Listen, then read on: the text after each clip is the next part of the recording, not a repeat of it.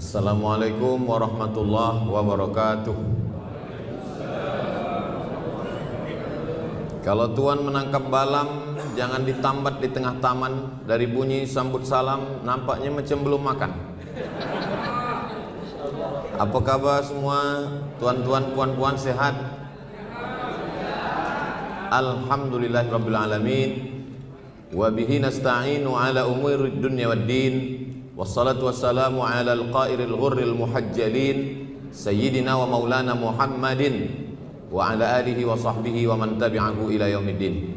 Datuk-datuk, datin-datin, tuan-tuan, puan-puan, jemputan majlis, semua yang berhadir ini insyaallah dimuliakan Allah Subhanahu wa taala.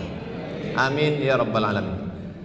Tajuk yang diberikan kepada saya adalah suami istri saling taat dalam ibadah kepada Allah Subhanahu wa taala. Lelaki dengan perempuan beza syaratnya. Kalau laki-laki itu syaratnya lebih sikit. Kalau perempuan syaratnya 4, kalau laki-laki 2 saja. Lelaki syaratnya 2. Kata Nabi Muhammad sallallahu alaihi wasallam, "Idza ja'akum man tardawna dinahu wa khuluquhu fazawwijuhu." Yang pertama yang ditengok dari lelaki itu agamanya. Kalau agamanya baik, dia sembahyang, dia puasa, dia ada duit berzakat, dia bersedekah. Yang kedua, wa khuluquhu, akhlaknya. Kenapa dibezakan agama dengan akhlak? Sebab ada orang yang sembahyang tapi pemberang, pengamuk, sikit-sikit marah, sikit-sikit marah. Ada orang yang puasa tapi pelit, bakhil. Bahkan dia pun selalu puasa itu kena bakhil itulah. Jadi jangan dia hanya taat pada ibadah, pada ritual, tapi juga dia baik akhlak. Tapi jangan pula terbalik. Ada orang yang dia suka menderma, cakapnya lembut, tapi sembahyang Idul Fitri sama Idul Adha. Ini pun tak betul. Maka menengok lelaki 2 saja. Idza ja'akum man tardawna dinahu, agamanya, wa khuluquhu, akhlaknya. Bagi yang belum menikah, yang belia-belia, yang perempuan yang belum menikah, mudah-mudahan dapat suami yang sifat 2 ni ada pada dirinya. Bagi yang sudah ada suami, jaga-jaga sajalah. Jadi yang ada suami yang belum sembahyang, mudah-mudahan dibukakan Allah pintu hatinya sembahyang. Yang sudah sembahyang tapi kasar, pemarah, cakapnya menyinggung perasaan, mudah-mudahan dilembutkan Allah hatinya insyaallah. Bacakan Al-Fatihah. Ya Allah, lembutkanlah hati dia, lembutkanlah lidah dia, lembutkanlah fikiran dia, lembutkanlah perasaan dia. Boleh mendoakan dia waktu dia tak ada, ataupun di hadapan dia sekali. Ya Allah, suami saya ini cakap dia kasar, lembutkanlah hati dia. Itu 2 sekali dapat. Doanya dapat, sindirnya pun dapat. Perempuan, kata Nabi 4 syaratnya.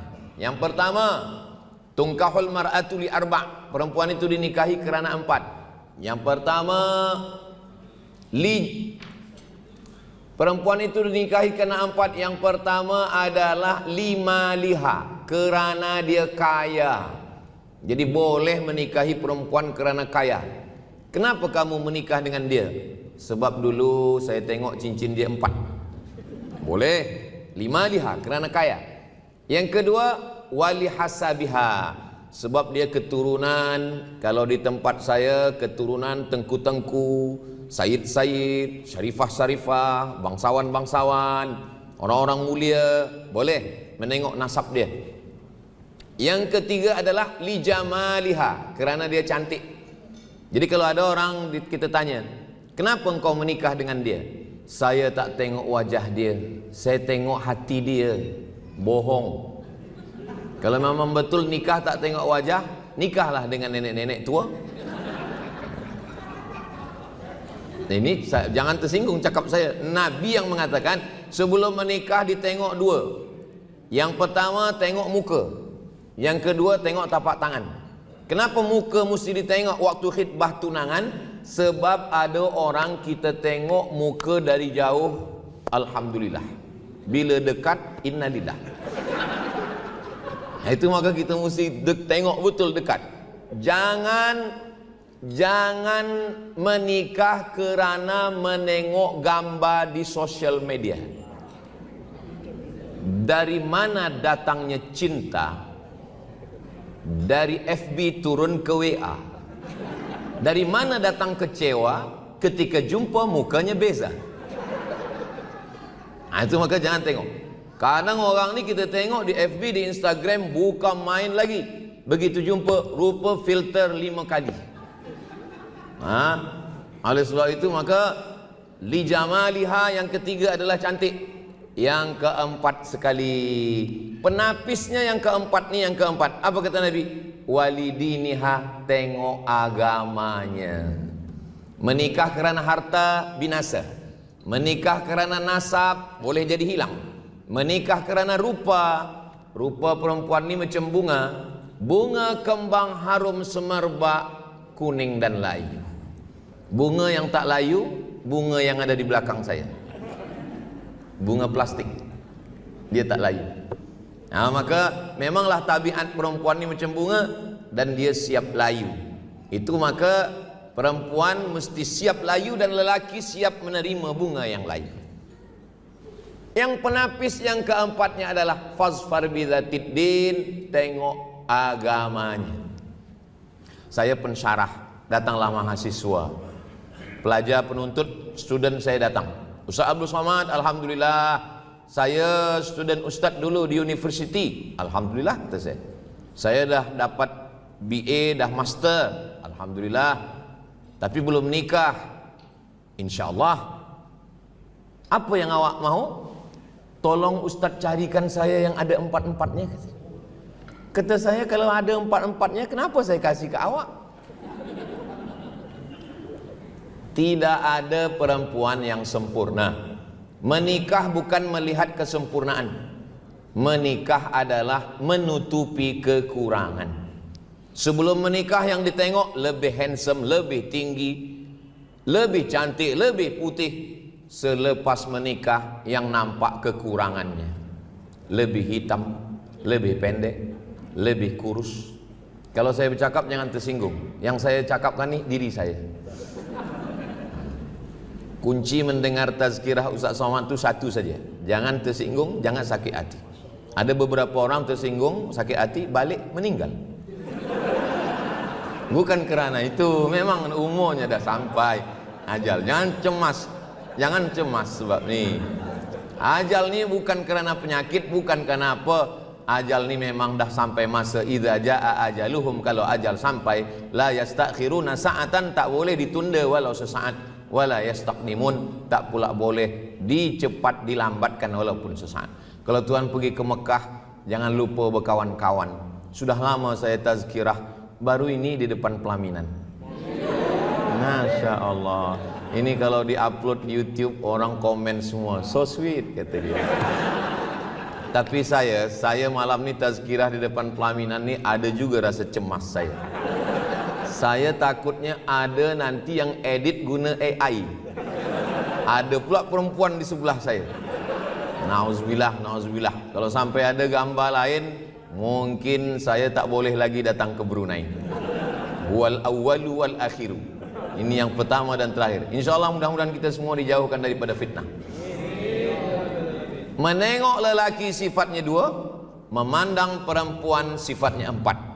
Setelah dapat yang baik-baik ini, dijumpakanlah lelaki dengan perempuan. Ni saya tengok banyak yang belia-belia, jangan nak cuba-cuba main api. Kalau tidak mahu kena air ombak, jangan berumah di tepi pantai. Jaga diri baik-baik. Ustaz Abdul Somad ni macam lahir terus tua saja. Ustaz tak pernah muda ke? Saya pernah juga muda, pernah belia.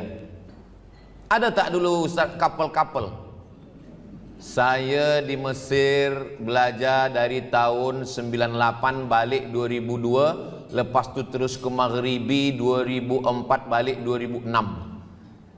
Semasa belajar dulu tak ada. Bukan tak ada, tak dapat. Sebab pelajar lelaki lebih banyak, lebih ramai. Jadi saya sebenarnya Allah yang menjaga, Allah yang jaga nasib saya.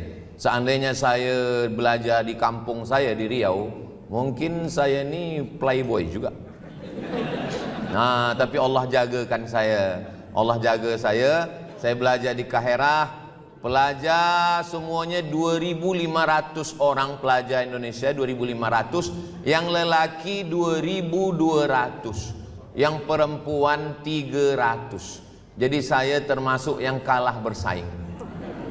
Dijaga Allah. Sampai ke Maghribi pelajar hanya 30 orang dan yang perempuan hanya 1 orang sahaja. Jadi memang saya ini ditakdirkan Allah Subhanahu wa taala. Tapi walaupun saya dah tua, kurus, hitam, pesek, tapi cubalah tengok di komen-komen Instagram, TikTok, YouTube. Saya baca juga komen tu. Apa kata? Ustaz, jadikan aku yang kedua. Nah, makna cakap saya ni, yang belia-belia ni belajar saja yang serius. Belajar, ambil BA, ambil master, ambil PhD, nanti insya-Allah di mana ada gula, di situ ada semut. Insya-Allah tak usah fikirkan. Belajar jadi student pakai kacamata kuda. Kacamata kuda, jangan pandang kanan, jangan pandang kiri, serius saja belajar. Insya-Allah Allah akan, jodoh itu sudah tertulis di Lauhil Mahfuz. Makanya ada kata orang, apa kata pepatah? Kalau jodoh tak kemana, tapi saingan di mana-mana. Jadi jangan khawatir, insya-Allah. Apakah kerana cinta lalu orang nampak cantik, atau kerana cantik lalu jatuh cinta? Jangan dijawab. Kalau saya bagi tazkirah, ada saya tanya, jangan jawab. Nanti saya jawab sendiri. Apakah kerana kita cinta lalu yang nampak tu menjadi cantik, atau kerana dia cantik lalu kita jatuh cinta? Yang betul adalah kerana cinta maka dia nampak cantik. Itu maka jangan kita heran kalau kita pergi walimah, kita pergi kenduri, ada orang berbisik-bisik, dia handsome tapi bini dia biasa saja. Mungkin di mata kita biasa, tapi di mata dia biasa juga. Tapi di mata dia itulah bidadari yang dikirimkan Allah Subhanahu wa taala. Jadi mata ni tak sama. Mata ni tak sama. Rambut sama hitam, isi kepala macam-macam.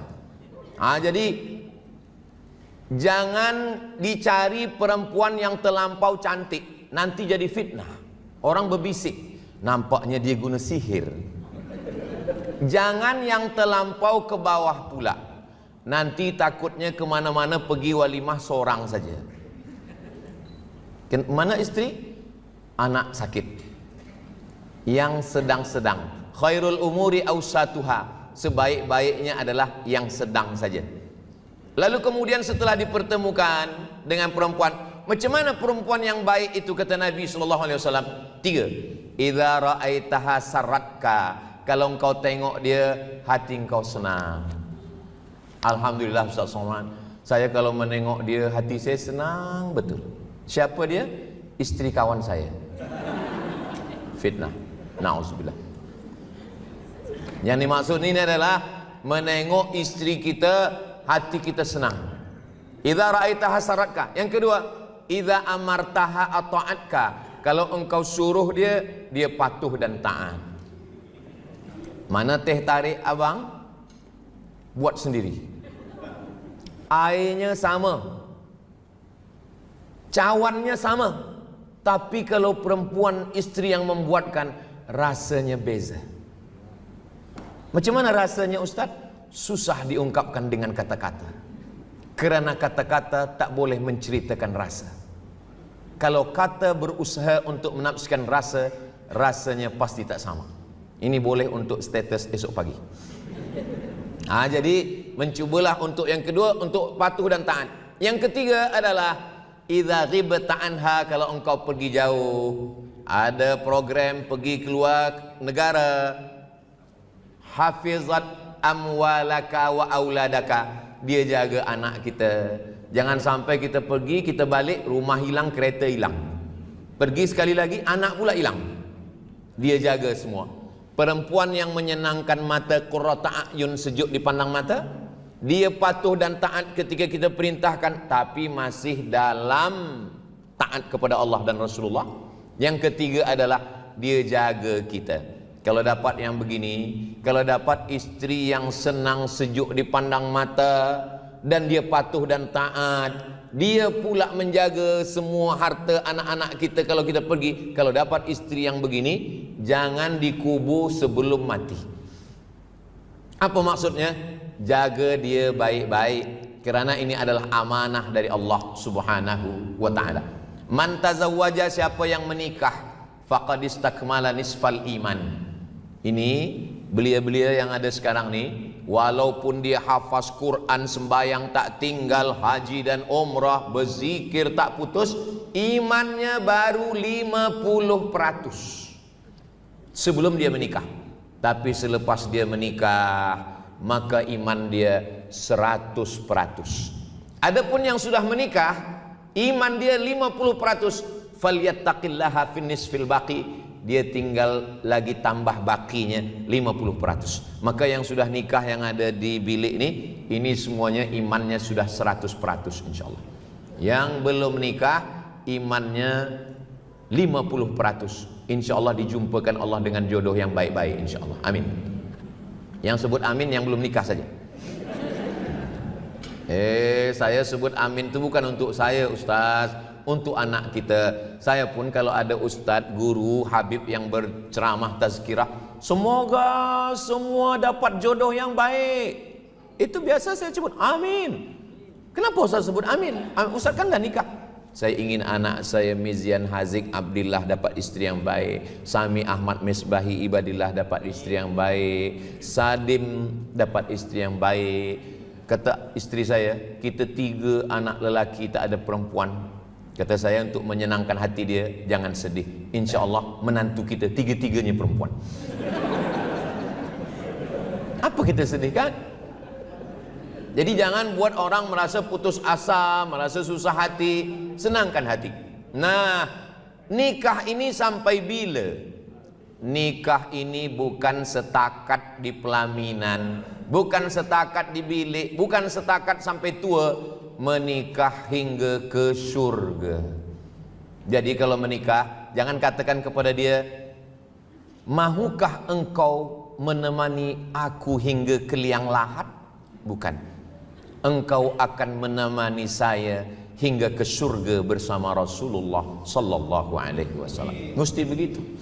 Saya masa itu ada tazkirah ramai, sebelah kanan lelaki, sebelah kiri perempuan. Saya tanya, tuan-tuan, puan-puan, puan-puan mahu masuk surga dengan lelaki, dengan tuan-tuan semua? Kata yang puan-puan, mahu. Semua cakap mahu. Saya tanya yang lelaki, tuan-tuan mau masuk surga dengan istri? Diam semua. Saya terkejut. Rupa-rupanya lelaki ini memang malu. Menurut hasil survei, 90% laki-laki malu mengungkapkan rasa cintanya. Sedangkan perempuan, dia ingin kalimat itu keluar dari lisan lelaki. Itu yang jadi masalah. Ustaz Abdul Somad macam mana? Saya juga lelaki. Dan saya termasuk yang malu. Saya untuk mencakapkan jutaime, ana uhibbu ki, itu lisan saya berat. Saya kalau untuk disuruh tazkirah, disuruh khutbah, disuruh ceramah, ringan. Tapi kalau untuk mengatakan saya mencintai kamu, rasa-rasanya tak ingat entah bila saya cakapkan. Tapi kata Ustaz, lelaki mesti menyenangkan hati istri. Macam mana Ustaz mencakapkannya? Kita lelaki pandai. Kalau kita berat mengucapkannya dengan lidah, maka kirimlah WhatsApp. Kirim WhatsApp. Menyenangkan hati. Bahasa tidak hanya pada lisan, ada bahasa pada tulisan, ada bahasa kiasan. Untuk mengatakan kata yang macam itu berat, pakai kata-kata kiasan yang berbunga-bunga. Buah hati belayan jiwa, siang dan malam terbayang-bayang, makan tak kenyang, tidur tak lelap. Berat saya Ustaz, hafaz agak 3 hari ini. Macam menghafaz doa kunut, Allahumma hdina fiman hadait. Idkhalus surur fi qulubil mu'minin. Jadi perjalanan kita ini sampai kepada surga nanti berkumpul bersama-sama dengan Rasulullah SAW. Makanya kalimatnya adalah ketika seorang lelaki bertanya kepada bakal menantunya, aku nikahkan engkau dengan anak perempuanku yang kubesarkan dengan tetes peluh keringat dan air mata, tempat aku berbagi suka dan duka, yang kubesarkan dengan harta benda, yang aku sekolahkan hingga sampai menjulang tinggi, engkau akan menjaganya.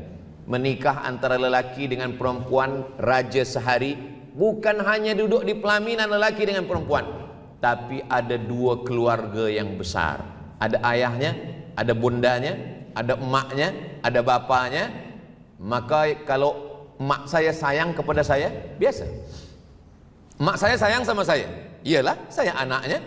Saya dikandungkannya 9 bulan 10 hari, saya disusukannya 2 tahun, saya dibesarkannya. Tapi ada orang yang lebih sayang kepada saya daripada emak saya. Siapa itu?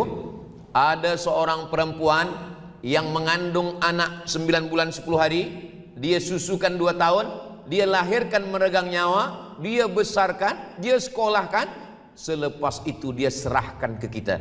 Itulah dia mertua kita. Makanya kalau ada orang membeza-bezakan dengan mak dia begini, dengan mertua dia begini, saya bagi tahu kepada istri saya, engkau adalah perempuan yang bertuah. Kenapa begitu? Karena saya anak yatim piatu. Mak saya dah meninggal, ayah saya dah meninggal. Jadi kamu tidak perlu lagi berbakti kepada mertua, hanya berbakti kepada suami sahaja. Tapi jangan sebab cakap saya ini perempuan belia yang belum menikah, nanti dia tanya bila nak menikah, ibu bapa kamu masih hidup?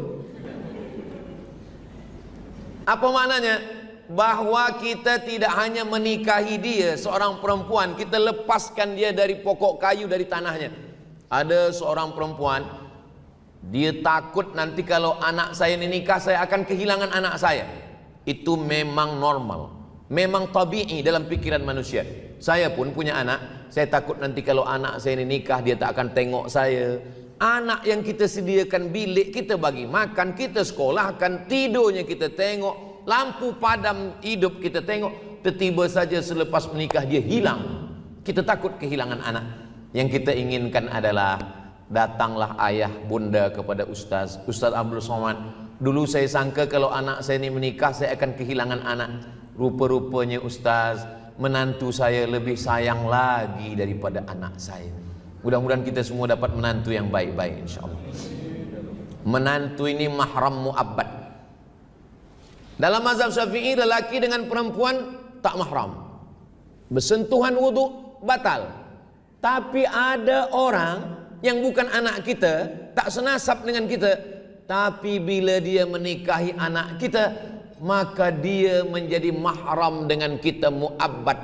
Andai pun bercerai, na'udzubillah, dia tetap tidak boleh kita nikahi, dan wuduknya tetap tidak batal. Begitulah Allah memandang menantu, mertua, anak lelaki, anak perempuan. Orang Islam, dia tidak macam orang putih, dia hanya menikahi anaknya, dia hanya menikahi lelaki dengan perempuan. Tapi dalam Islam menyatukan dua keluarga yang besar, menyatukan dua komuniti masyarakat yang sebelumnya tak ada hubungan apa-apa. Selepas menikah mereka menjadi bersaudara.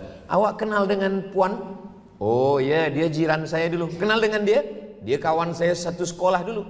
Tapi selepas menikah, kenal dengan dia?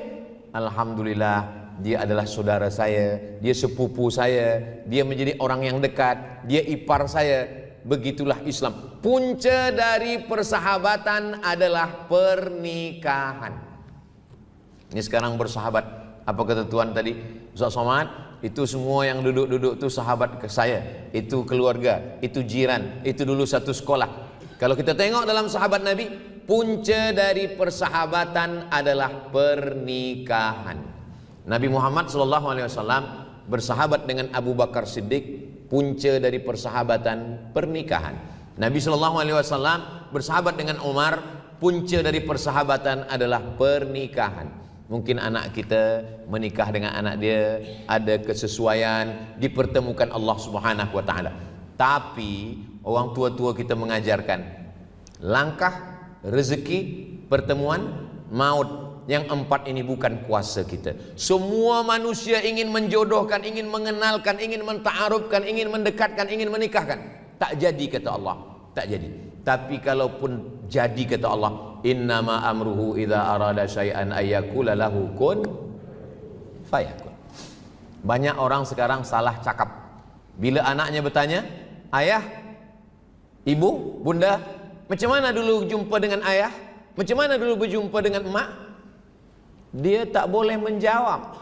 Padahal sebenarnya jawabannya adalah innallaha katabal maqadir. Allah sudah menuliskan takdir. 50 alfasanah, 50.000 tahun sebelum Allah menciptakan langit dan bumi, Allah sudah menuliskan nama. Sebelum nama itu tertulis di internet, sebelum nama itu tertulis di surat jemputan, sebelum nama itu dikirimkan ke handphone, nama itu sudah tertulis di Lauhil Mahfuz. Maka suami istri mesti tanamkan itu dalam hati. Kamu bukan kerana ayah dan ibu kita mempertemukan, kita bukan dijumpakan oleh manusia, kita bukan dijodohkan, tetapi karena ini adalah takdir. Makanya dalam beriman kepada takdir ini, rukun iman yang keenam adalah takdir baik dan takdir buruk. Tapi kadang orang kalau udah cerita takdir baik, takdir buruk ini, bila ditanya, kamu menikah dengan suami macam mana? Suami saya mendapatkan saya takdir baik, saya mendapatkan dia takdir buruk. Semua takdir yang diberikan Allah kepada kita ini baik. Kita saja yang mengatakan ini tak baik, ini tak baik, ini baik, ini tak baik. Semua yang ada pada kita ni baik. Sama macam kita punya baby, anak kecil. Kalau kita sayang dengan dia, kadang kita cium, kadang kita cubit.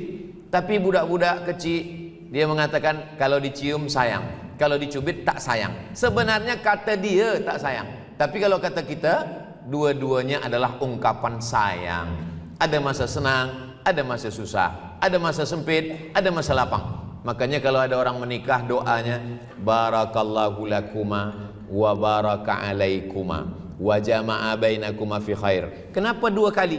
Barakallahu lakuma, Allah berikan berkah ketika sedang senang. Wa baraka alaikuma, Allah berikan berkah ketika sedang susah. Kerana menikah itu tak semuanya senang-senang saja.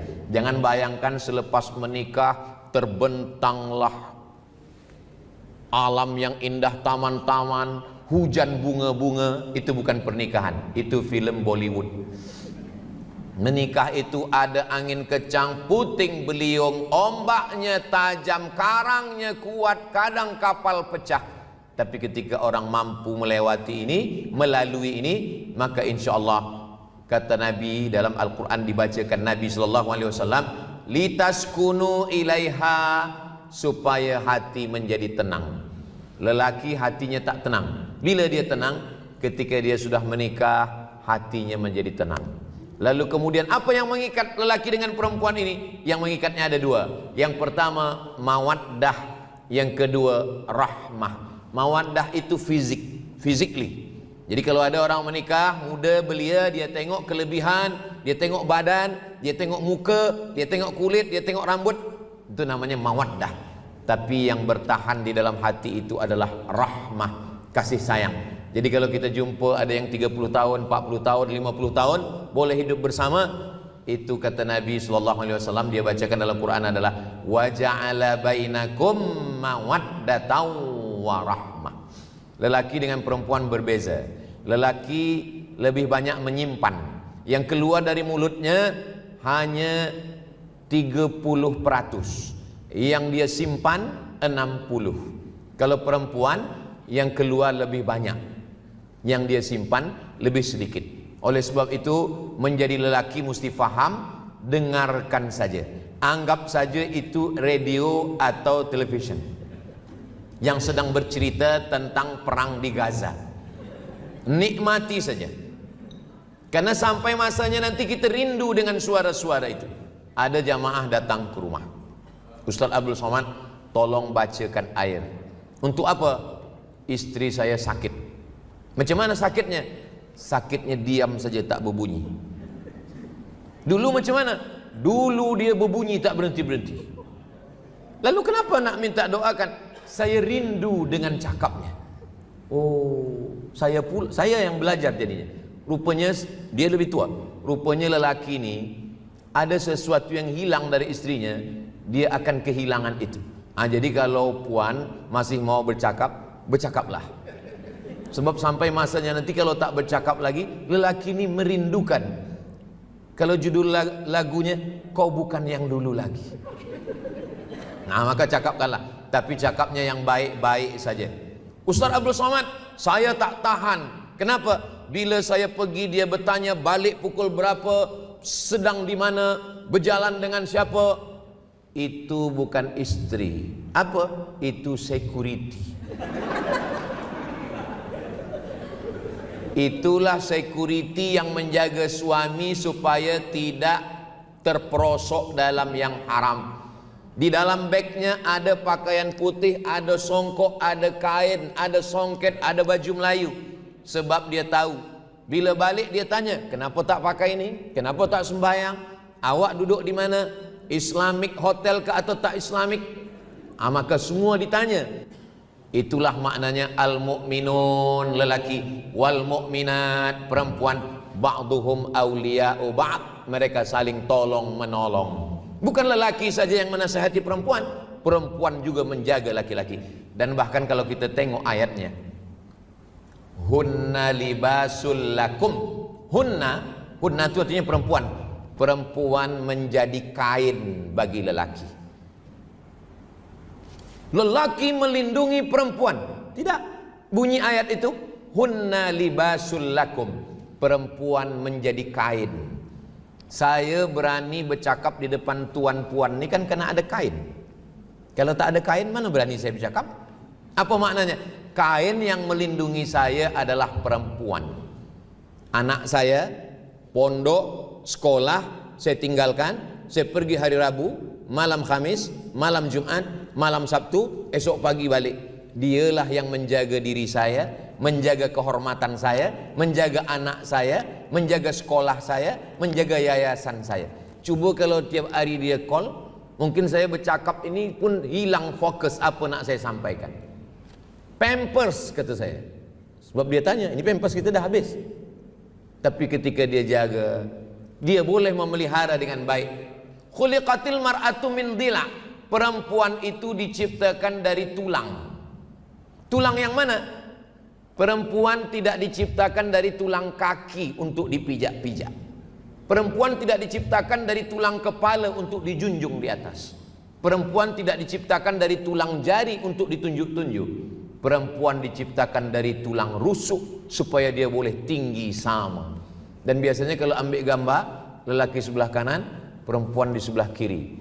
Kenapa sebelah kiri? Sebab rusuk dia hilang satu. Macam mana kalau istri dia dua, Pak Ustaz? Tak usah kita bahas. Apa maknanya? Khuliqatil mar'atu min dhila'. Perempuan diciptakan dari tulang rusuk. Kenapa mesti ada tulang? Sebab kalau ada accident, jantungnya tak pecah. Jadi sebenarnya lelaki menjaga perempuan atau perempuan menjaga lelaki? Tak usah jawab, saya akan jawab. Jantung di dalam. Jantung dilindungi oleh tulang rusuk. Tulang rusuk itu adalah perempuan. Itulah kenapa perempuan menjadi tulang yang menjaga jantung supaya tak pecah, supaya tak luka. Kenapa? Kerana ada tulang. Tapi tulang ini kata Nabi, idza akhadta aqamtaha kassartaha. Kalau kau cuba nak luruskan dia, dia akan patah.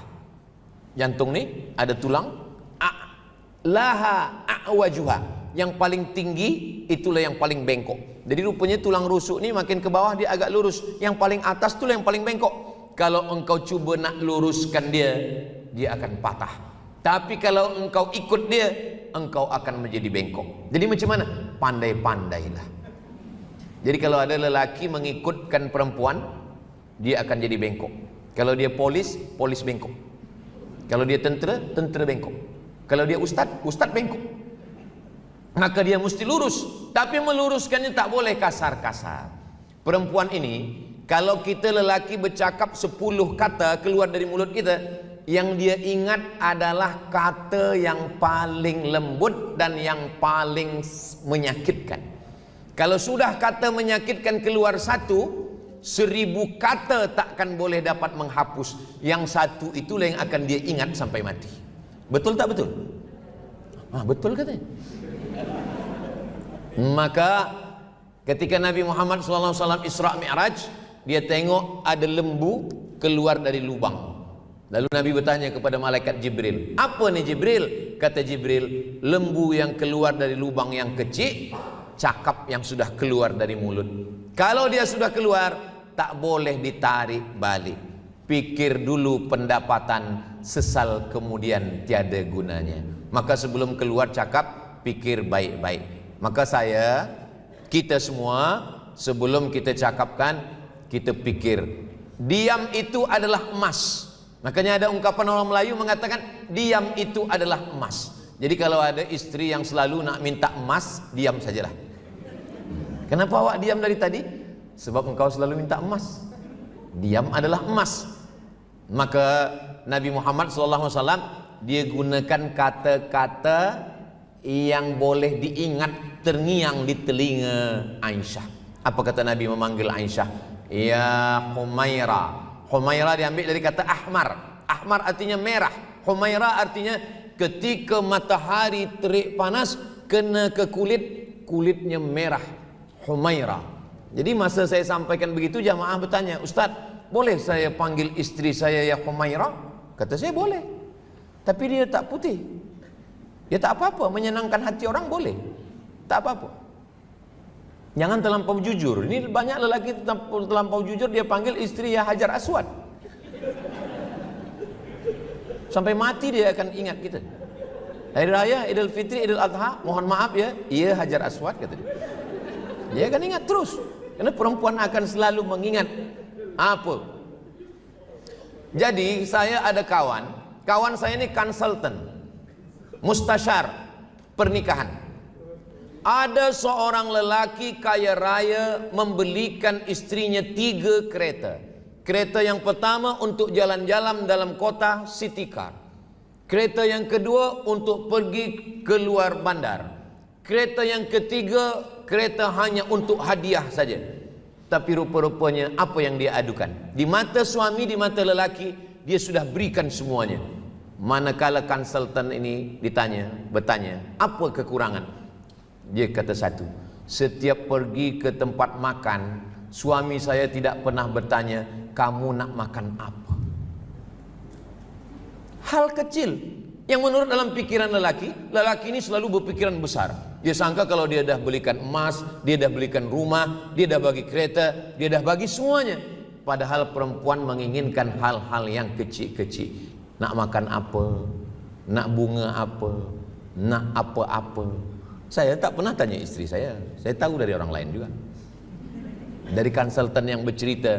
Jadi memang lelaki memang mesti banyak lebih tahu. Saya tidaklah mengatakan saya lebih tahu, tidak. Kita sedang berbagi pengetahuan. Kenapa?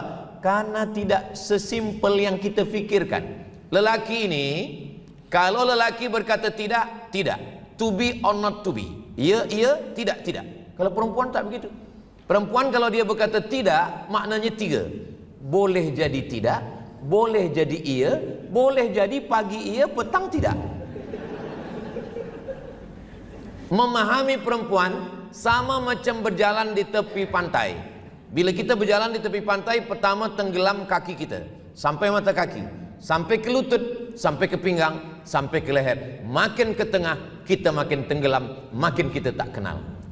Jadi siapa yang membuat kita boleh bersama? Pertolongan Allah Subhanahu wa ta'ala. Jadi jangan katakan saya pun tak nak bertakabur, saya tidak menasihati. Saya hanya ingin mengatakan kita sedang share, kita sedang berbagi cerita, minta tolong sama Allah. Rahimallahu mara'an, Allah merahmati seorang lelaki, dia ambil air, dia percikkan ke wajah istrinya. Wake up my honey. Itu kalau baru pengantin baru. Kalau udah lama, jaga tidur. Masak sahur. Nah, coba kita jawab, bila last sekali sembahyang tahajud bersama istri? Jangan jawab, dalam hati saja. Kalau belum, malam nih kita praktik terus jagakan. Tapi ini bukan hanya lelaki saja. Bunyi hadisnya panjang. Berikutnya hadisnya apa kata Nabi? Rahimallahu mar'atan, Allah merahmati seorang perempuan, seorang istri. Macam mana dia? Aiqazat zaujaha, dia yang menjagakan istri suaminya. Jadi istri pun boleh juga menjagakan suaminya. Dengan bagaimana cara menjagakan suami? Saya tak sampai hati nak memercikkan air ke wajah dia, Ustaz. Beli pistol air. Mainan budak-budak kan, isi air tembak, bayang. Oh, tak macam itu Ustaz Abdul Somad. Saya tak kasar lah, saya nak lembut-lembut, saya nak bisik. Bisikkan ke telinga dia, la ilaha illallah. Itu insya Allah. Bagi siapa yang belum cuba, cuba malam ni. Insya Allah dia duduk terus. Kata dia, masih adakah nyawa ni? Saya bukan benci, saya bukan marah. Kita nak bersama-sama. Saya sembahyang tahajud. Kalau sembahyang subuh, zuhur, asar, maghrib, isya, lelaki sembahyang di masjid. Lelaki sembahyang di masjid. Lelaki yang sembahyang di rumah itu lelaki solehah. Lelaki sembahyang di masjid. Tapi kalau dia nak jadi imam di rumah, dia sembahyang maghrib di surau. Selepas itu dia balik ke rumah, dia sembahyang maghrib sekali lagi. Sembahyang yang pertama tadi dengan imam itu menggugurkan kewajiban. Sembahyang yang kedua itu terhitung sembahyang sunat. Misalnya dia ada mak ayah yang dah tua di rumah, tak boleh ke surau, maka dia tetap di surau dengan imam. Selepas itu dia balik ke rumah, nanti makmumnya istri dia, anak dia, emak dia, ayah dia, dia tetap sembahyang lagi. Saya ustaz, tak boleh jadi imam. Cuba-cuba. Imam ni tak boleh terus. Cuba-cuba dulu jadi imam. Jangan terus imam subuh. Imam zuhur saja dulu. Imam zuhur ini modalnya tak banyak. Allahu Akbar saja. Allahu Akbar.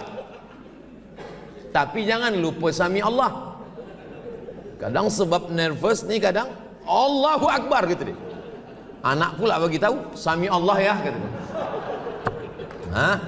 Kalau kita nak cuba-cuba, jangan terus sembahyang subuh. Sembahyang subuh ni berat. Fatihahnya jahar, ayatnya jahar, doa kunut pula. Dan kadang kalau kita sedang jadi imam ni, bila kita dah tegak di situ, semua hilang. Ayat hilang, semua hilang. Saya yang bertanya ke saya ni jamaah juga, Ustaz Somad, ya. Ustaz Somad kan kalau soal jawab biasanya Ustaz jawab pakai mazhab paling tua Hanafi, nomor 2 Maliki, nomor 3 Syafi'i, nomor 4 Hambali. Ya. Ada seorang lelaki, saya tahu yang dia maksud lelaki itu suami dia lah. Cuma dia tak nak mempermalukan suami. Ada seorang imam Ustaz, terus di rakaat kedua tu dia terus saja Bismillahirrahmanirrahim, Qul huwallahu ahad. Mazhab apa tu Ustaz? Kata saya, mazhab nervous. Suami. Jadi kita tenangkan dulu diri, tarik nafas panjang. Cuba dulu zuhur asar agak 3 hari seminggu, ada kuat mental kita, barulah cuba maghrib dulu. Maghrib selepas tu isya, barulah subuh. Nak cuba-cuba jadi imam. Bila last sekali mendengarkan anak baca Al-Fatihah, tuan-tuan, jangan lupa ajarkan anak Al-Fatihah. Sini, duduk. Istri, duduk. Baca Al-Fatihah. A'udzu, bukan a'udzu. Za. A'udzu billahi minas syaitan. Shin. Minas syaitanir rajim. Itu nanti, bila dia menikah, dia punya anak, dia akan ajarkan istri dia. Dia akan ingat kita ketika dia mengajarkan itu. Dan bila dia mengajarkan anak kita, dia akan ingat kita sampai mati. Dan anak dia nanti akan mengajarkan anak dia, cucu kita, terus sampai hari kiamat. Alhamdu, bukan alhamdu, ha. Kalau ha, pegang dada, ada getar. Ha. Tapi kalau ha, tak ada getar. Ha. Tapi kalau mengajar anak ni, gosok gigi dulu. Kalau tidak, 2 gendang. Kalau tak kita pingsan, dia pingsan. Alhamdulillahi Rabb. Ra-nya tafkhim tebal. Alhamdulillahi Rabbil A-nya di dalam. Alhamdulillahi Rabbil Alamin Ar-Rahmanir Rahim Maliki Yaumiddin. Iya, bukan iyaka. Iyaka na'budu pakai tasydid. Iyyaka na'budu wa iyyaka nasta'in. Ihdinas bukan sin, sa. Ihdinas siratal mustaqim. Qa. Siratal ladzina an'amta 'alaihim ghairil maghdubi 'alaihim waladdallin. Baca anak. Macam mana? Baca. Anak pertama, anak kedua, selepas tu isteri. Anak pertama ada berapa juzuk? Alhamdulillah ayah, juzuk 3. Anak kedua, saya masih baca alif bata lagi. Masya Allah. Isteri macam mana? Surah Yasin abang. Hah? Dari mula nikah sampai anak 2 tak pindah-pindah. Untuk persiapan untuk abang.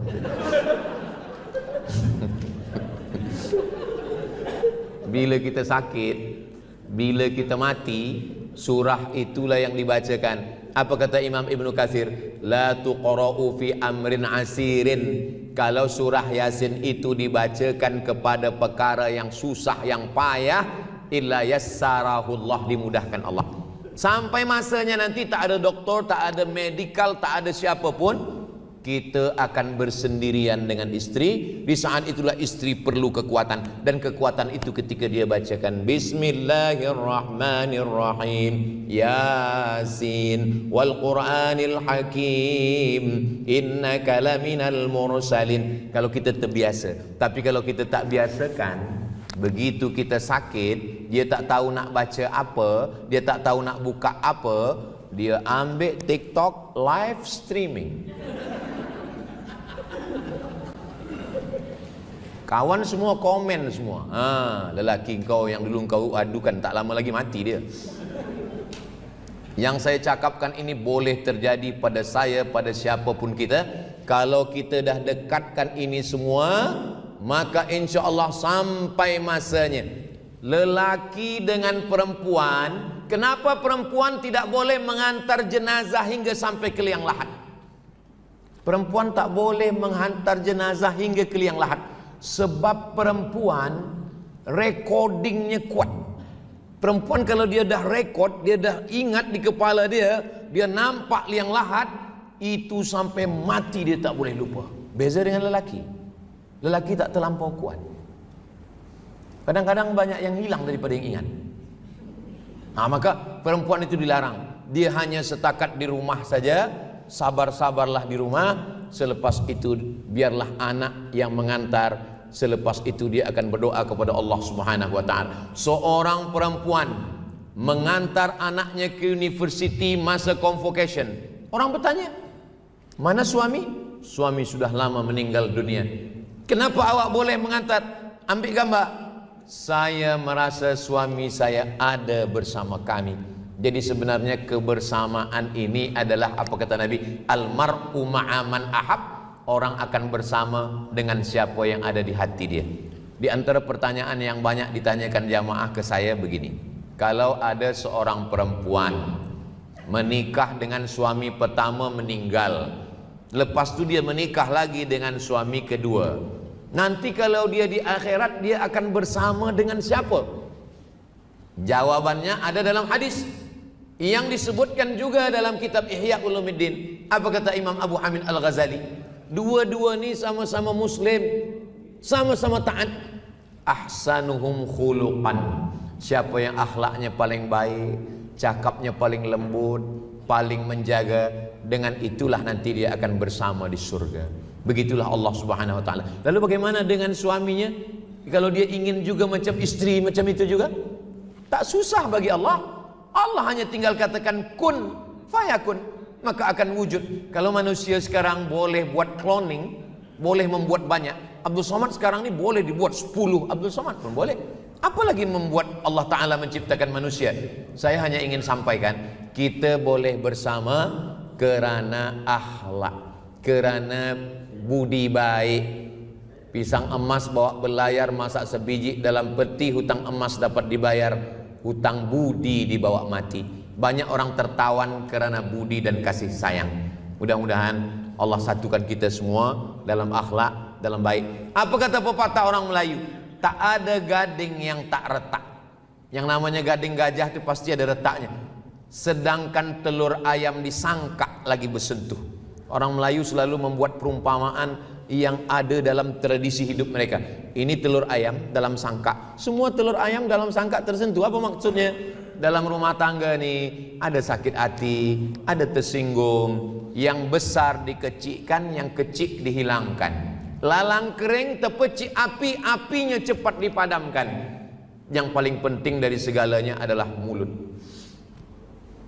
Zaman dulu orang tahan mulut selesai. Zaman sekarang mulutnya tidak berkata apa-apa, lisannya tidak bergerak, tapi jarinya sudah posting Instagram, Twitter, Facebook, dan kawan memang selalu mengintai kita. Kalau kita bagi gambar kita makan dengan suami, dengan istri, tidak selamanya senang menengok kebahagiaan kita. Banyak manusia ini susah menengok orang senang, senang menengok orang susah. Maka kalau ada kita dapat nikmat, jangan ceritakan semuanya. Jangan 100% kita ceritakan. Ada yang kita simpan. Apalagi kalau sampai kita posting gambar, itu nanti menyebabkan ain. Ain itu daripada mata. Mata yang menengok dengan hasad mendatangkan penyakit. Maka hati-hati. Tapi kami tengok Ustaz Abdul Somad banyak juga posting di Instagram. Ya, posting beramai-ramai. Jangan posting sendiri. Kalau puan posting gambar sendiri, maknanya kita sedang share dan dia sudah menjadi milik orang lain. Jangan posting gambar sendiri besar. Sekarang ada aplikasi yang boleh mengubah-ubah gambar kita kalau nak posting ramai-ramai. Makanya tadi dibagi tahu, selepas program ni kita akan ambil gambar ramai-ramai. Sehingga nanti muka kita kecil macam beras, tak nampak lagi. Tak boleh ain. Dari mana ain datang? Ain daripada mata. Mata yang menengok nikmat. Makanya kalau ada orang memuji, sertakan Allah. Ini awak, rumah awak, alhamdulillah. Ini kereta awak, masya Allah, tabarakallah. Ini istri awak, alhamdulillah. Ini suami awak, innalillah. Jangan lupa sertakan nama Allah. Dengan menyebut nama Allah itulah terselamat daripada ain. Jadi tadi saya dimaklumkan pukul 8.30 Ustadz bagi, sekarang sudah pukul 9.30. Jadi kalau dari tadi mata saya menengok ke sana, itu sedang menengok jam. Alhamdulillah, yang saya sampaikan ini dari mula bertemu lelaki perempuan sampai dia menikah, sampai dia punya anak, sampai dia sakit, sampai dia mati, sampai akhirnya nanti kita ke surga bersama Sayyidina wa Maulana Muhammad sallallahu alaihi wasallam. Itu yang boleh saya sampaikan.